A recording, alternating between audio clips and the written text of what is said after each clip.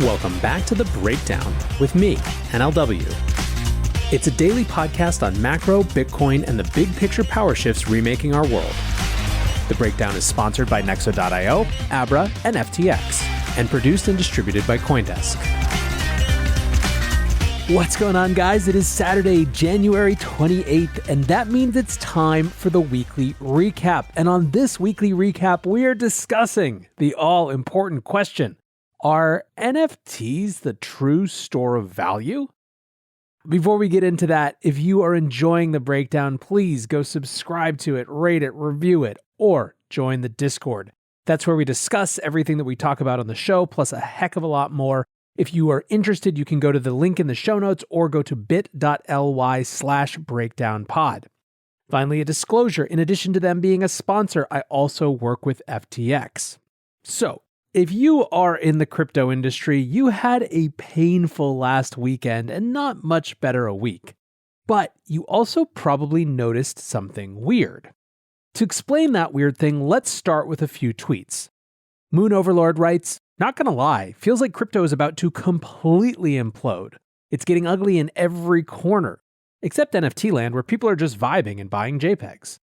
Frank Chaparro over at The Block says, "People who keep saying crypto hasn't been a hedge have clearly not been looking at the NFT market. Thus far, NFTs have proven to be the strongest macro hedge. Convince me I'm wrong."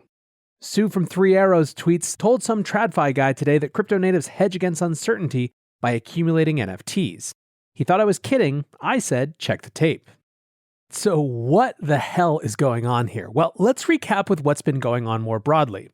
At the end of last week, Bitcoin just broke down from around the $42,000 level where it had been hanging out, racing down below 36,000 on Thursday night before reaching lows below 33K during the weekend.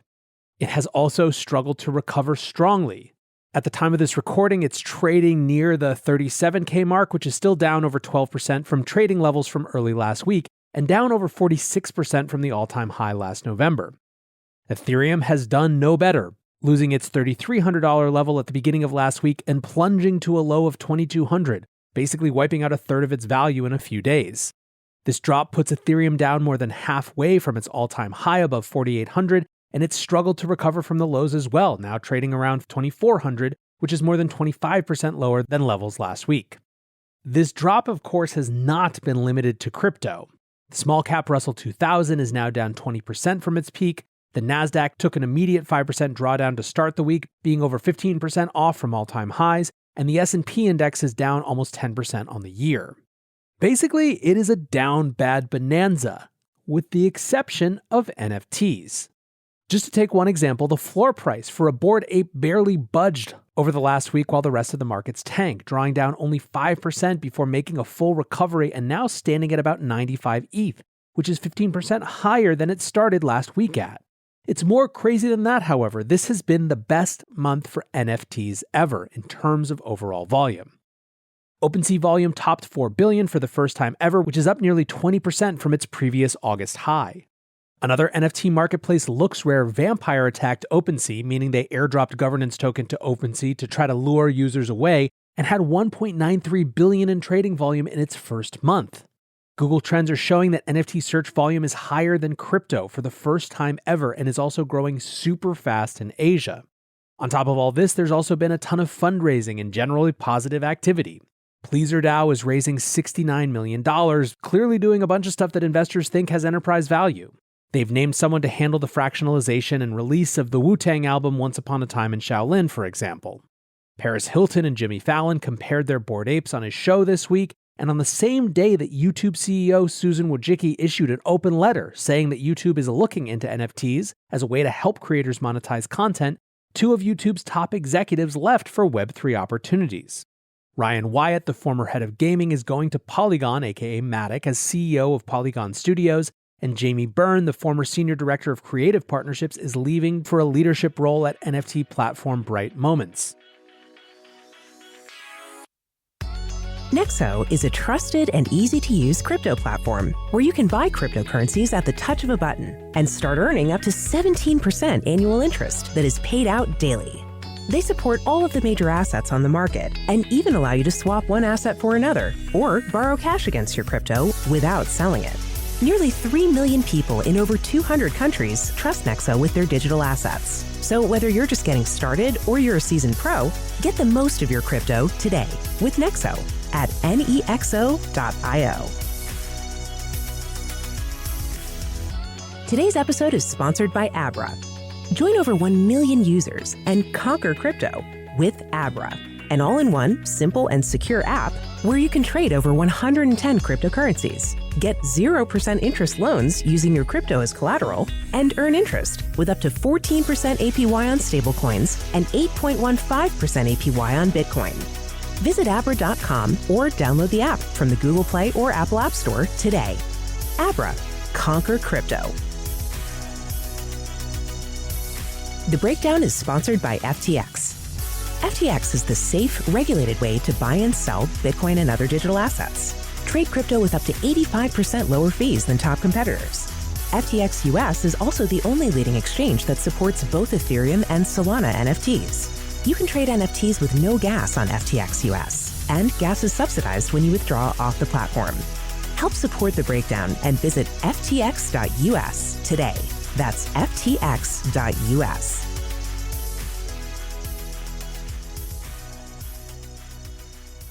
So what is going on? Well, first of all, we need to dig a little deeper into the, quote, keeping their value narrative. Remember how I said that the floor price of a Bored Ape hasn't just not gone down, it's actually gone up, being 15% higher than it started last week at? That's true, but it's true in ETH terms. In dollar terms, we have a bit of a different story. The BAYC floor in dollars dropped alongside ETH prices at the start of last week initially, before recovering slightly and detaching from the ETH price movement in the middle of last week to recapture levels at around 270,000 for a floor ape. The floor price then hit lows of 180K over the last weekend, which was down over 30% during the week, taking that same brutal drawdown in dollar terms that the rest of the crypto market suffered. However, the floor seemed to recover much more strongly than Ethereum, reclaiming the 270K level for the second time in a week with one giant green 30% candle to start this week.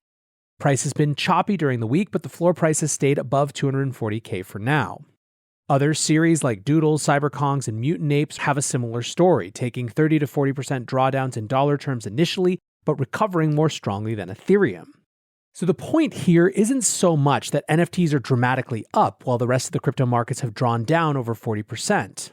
But NFTs are not down 40% from all-time highs in either ETH or dollar terms.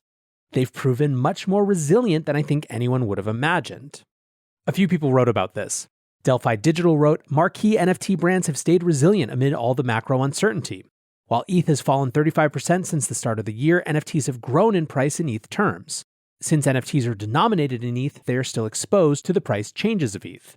Noam Levinson wrote, people don't realize, but what is happening right now with the NFT ETH price is profound. NFTs are holding their value in terms of ETH. Many expected that when crypto crashed, NFTs would crash harder. But NFTs are the first micro-Ethereum-based economy. In this microeconomy, ETH is a stable asset. At a certain point, the price of ETH in relation to fiat has no effect on Ethereum-based assets. People want to accumulate Ether, so NFTs are still attractive no matter if crypto is bearish. Now, there is another possible set of interpretations to all of this, which has to do with market structure. NFTs are super illiquid, and that means if there's no bid, i.e. there's no buyer, a floor can't be repriced, so things could appear more resilient than they actually are. Brad Mills, who admittedly is a Bitcoin maximalist, writes, when crypto prices crash, the bids disappear for NFTs. The NFT holders don't see their net worth drop and interpret this as, phew, I'm glad I bought JPEGs. At some point, the bids completely disappear and it probably goes to zero like the illiquid ICO coins in 2018 and 2019 did.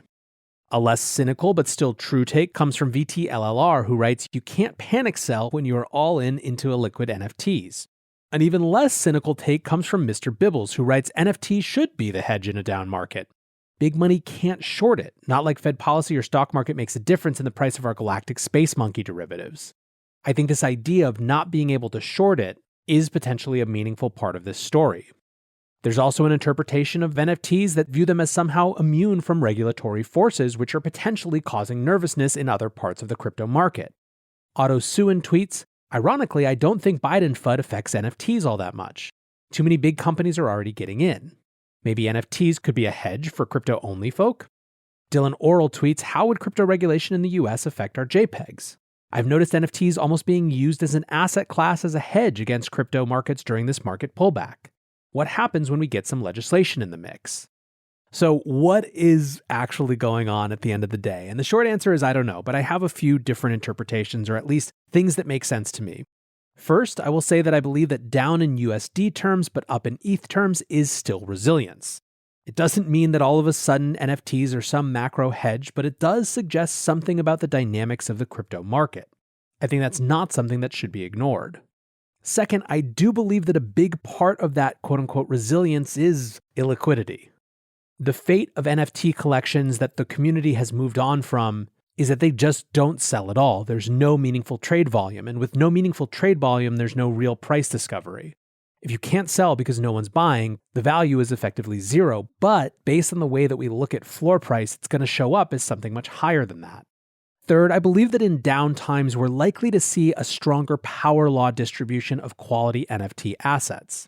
It wouldn't surprise me if there is a class of crypto native buyers, especially those who came in through the door of NFTs, who see long-term culturally significant collections, like CryptoPunks or like Bored Apes, as a long-term store of value type of play.